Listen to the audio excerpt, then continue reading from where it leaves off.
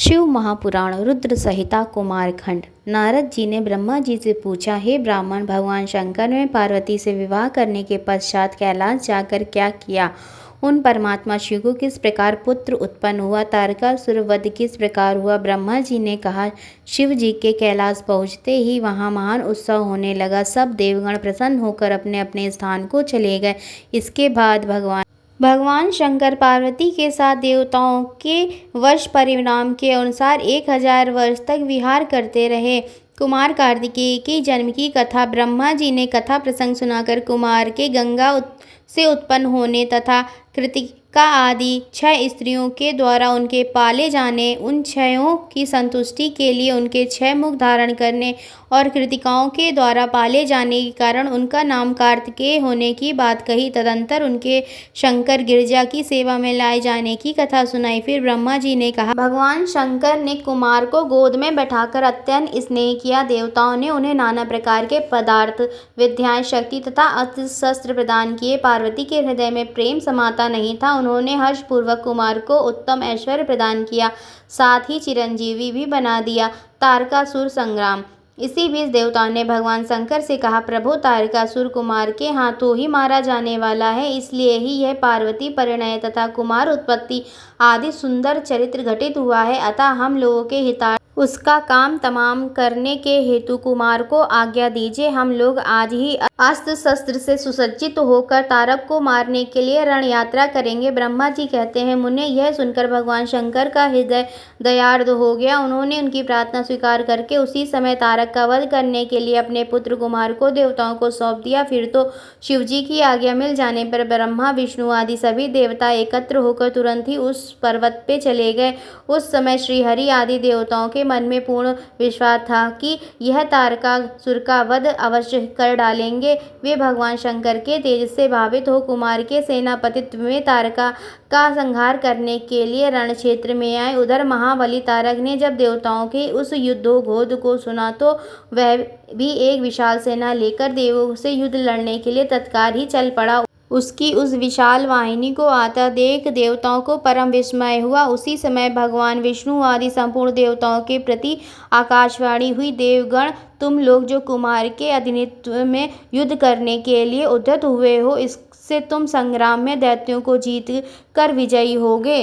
ब्रह्मा जी कहते हैं, मुने, उस आकाशवाणी को सुनकर सभी देवताओं का उत्साह बढ़ गया। उसकी युद्ध कामना बलवती हो गई और वे युद्ध के लिए आ डटे। इधर बहुसंख्यक असुरों से घिरा हुआ वह तारक भी बहुत बड़ी सेना के साथ वहां आधम का भयंकर युद्ध होने लगा। भगवान श्रीहरि ने अपने आयुध सुदर्शन चक्र और षडांग धनुष को लेकर युद्ध स्थल में महादैत्य तारक पर आक्रमण कर दिया। तदंतर सबके देखते देखते श्रीहरि और तारकासुर में अत्यंत रोमांचकारी महायुद्ध छिड़ गया। तब ब्रह्मा जी ने स्वामी कार्तिकेय से कहा, हे पार्वती सुत विष्णु और तारकासुर का यह व्यर्थ युद्ध शोभा नहीं दे रहा है, क्योंकि विष्णु के हाथों इस तारक की मृत्यु नहीं होगी।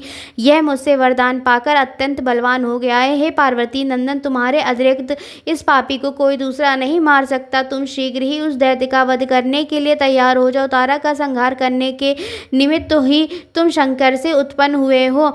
ब्रह्मा जी का यह वचन सुनकर कुमार कार्तिकेय ने प्रसन्नता पूर्वक तथास्तु, ऐसा ही होगा, कहा और वे युद्ध के लिए तत्पर हो गए। कुमार कार्तिकेय के साथ तारकासुर का भयंकर युद्ध होने लगा। सबके देखते देखते कुमार के आघात से तारकासुर सहसा धराशायी हो गया और उसके प्राण पखेरु उड़ गए। महाबली दैत्यराज तारक के मारे जाने पर सभी देवता आनंद मग्न हो गए। उस समय भगवान शंकर भी कार्तिकेय की विजय का समाचार पाकर पार्वती के पास प्रसन्नता पूर्वक वहां पधारे। स्नेह से युक्त पार्वती जी परम प्रेम पूर्वक अपने पुत्र कुमार को अपनी गोद में लेकर लाड़ प्यार करने लगी। उस समय एक महान विजय उत्सव मनाया गया। देवताओं ने पुष्प वर्षा की। तत्पश्चात भगवान रुद्र जगत जननी भवानी के साथ अपने निवास स्थान कैलाश पर्वत की ओर चले गए। इधर सभी देवताओं ने शंकर नंदन कुमार का स्तवन करते हुए निवेदन किया, हे कुमार, आपने असुरराज तारक को मारकर हम सबको तथा चराचर जगत को सुखी कर दिया है। अब आप अपने माता पिता पार्वती तथा शंकर का दर्शन करने के लिए शिव के निवास स्थल कैलाश पर चलने की कृपा करें। तदंतर सब देवताओं के साथ कुमार स्कंद शिव जी के समीप कैलाश पहुँचे। वहाँ शिवा के साथ सबने बड़ा आनंद मनाया। देवताओं ने शिव जी की स्तुति की। शिव जी ने सबको वरदान तथा अभयदान देकर विदा किया। भगवान गणपति के जन्म की कथा। नारद जी बोले, प्रजानाथ, मैंने स्वामी कार्तिक के सब वृत्तांत तथा उनकी उत्तम कथा सुन ली। अब गणेश का उत्तम चरित्र सुनना चाहता हूँ। ब्रह्मा जी बोले, हे नारद, एक समय पार्वती के मन में ऐसा विचार आया कि मेरा कोई एक ऐसा सेवक होना चाहिए जो परम शुभ कार्यकुशल और मेरी ही आज्ञा में तत्पर रहने वाला हो। यो विचार कर पार्वती जी ने अपने शरीर के मैल से एक ऐसे चेतन पुरुष का निर्माण किया जो संपूर्ण शुभ लक्षणों से युक्त था। देवी ने कहा, तात तुम मेरे पुत्र हो, मेरे अपने ही हो, अतः तुम मेरी बात सुनो। आज से तुम मेरे द्वारपाल हो जाओ। मेरी आज्ञा के बिना कोई भी हठ पूर्वक मेरे महल में भीतर प्रवेश ना कर पाए, चाहे वह कहीं से भी आया हो, कोई भी हो। ब्रह्मा जी कहते हैं, यूँ कहकर पार्वती जी ने गणेश जी के हाथ में एक सुंदर छड़ी दे दी और गणराज को अपने द्वार पर स्थापित कर दिया तथा सखियों के साथ स्वयं स्नान करने लगी। इसी समय भगवान शिव द्वार पर आ पहुँचे। गणेश पार्वती पति को नहीं पहचानते थे, अतः बोल उठे, माता की आज्ञा के बिना अभी आप भीतर नहीं जाओ, कारण माता स्नान करने बैठ गई हैं। महेश्वर के गण उन्हें समझाकर हटाने का प्रयास करने लगे, परंतु गणेश वहां से नहीं हटे। शिव गणों एवं गणेश जी का भयंकर युद्ध होने लगा, पर वे गणेश जी को पराजित न कर सके। तब स्वयं शूलपाणी महेश्वर ने गणेश से युद्ध करना प्रारंभ कर दिया।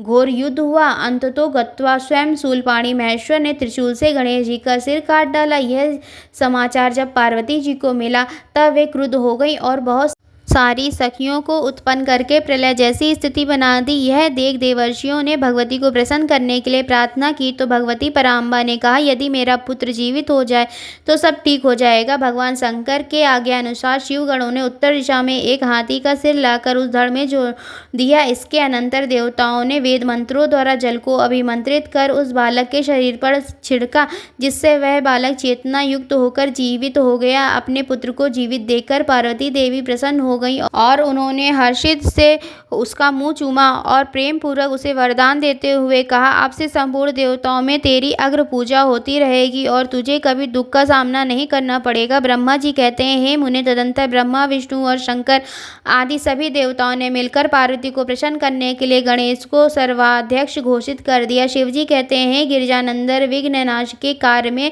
तेरा नाम सर्वश्रेष्ठ होगा, तू सबका पूज्य है। इतना कहने के पश्चात महात्मा शंकर गणेश को पुनः वरदान देते हुए बोले, हे गणेश्वर, तू भाद्रपद माह के कृष्ण पक्ष की चतुर्थी को चंद्रमा का शुभोदय होने पर उत्पन्न हुआ है, इसलिए उसी दिन से आरंभ करके तेरा उत्तम व्रत करना चाहिए। यहाँ शिवजी ने चतुर्थी व्रत के शास्त्रोक्त विधि तथा उसकी महिमा का वर्णन प्रस्तुत किया।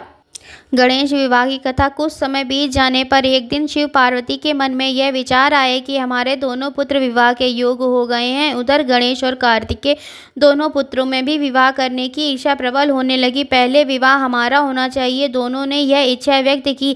शिव पार्वती ने कहा, सुपुत्रों, हम लोगों ने पहले से एक ऐसा नियम बना रखा है, जो सारी पृथ्वी की परिक्रमा करके पहले लौट आएगा, उसी का विवाह पहले होगा। माता पिता की यह बात सुनकर महाबली कार्तिकेय अपने स्थान से पृथ्वी की परिक्रमा करने के लिए चल दिए, परंतु गणेश वहीं खड़े रह गए। वे मानो मन में विचार करने लगे कि परिक्रमा तो मुझसे हो नहीं सकेगी, अब मैं क्या करूं। गणेश जी ने अपने माता पिता शिव पार्वती को सुंदर आसन पर बिठाया और विधि पूर्वक उनकी पूजा कर 7 परिक्रमाएं संपन्न की और निवेदन किया कि शास्त्रों के अनुसार मेरी पृथ्वी परिक्रमा पूर्ण हो गई है, अतः मेरा विवाह पहले कर देना चाहिए। भगवान शिव ने गणेश की बात स्वीकार कर ली और रिद्धि एवं बुद्धि के साथ गिरिजानंदन गणेश का विवाह संपन्न हो गया। उनकी सिद्धि नामक पत्नी से क्षेम और बुद्धि से लाभ नामक पुत्र उत्पन्न हुआ। कुमार का क्रौंच पर्वत पर जाना। इधर नारद ने कार्तिकेय को माता पिता के द्वारा छल करने की बात कहकर उन्हें भड़काया। कुमार स्कंद माता पिता को प्रणाम कर क्रोधाग्नि से जलते हुए शिवा के मना करने पर भी क्रौंच पर्वत पर चले गए और तभी से वे आज भी वहीं पर हैं। ब्रह्मा जी कहते हैं, हे देवर्षि, उसी दिन से लेकर वे शिवपुत्र कार्तिकेय कुमार ही रह गए। कृतिका नक्षत्र युक्त कार्तिक पूर्णिमा तिथि में जो व्यक्ति कुमार का दर्शन करता है, उसके सब पाप भस्म हो जाते हैं, उसे मनवांछित फल की प्राप्ति हो जाती है। स्कंद का वियोग होने पर उन्हें सुखी करने के लिए शिव पार्वती स्वयं अपने अंश से क्रौंच पर्वत पर गए।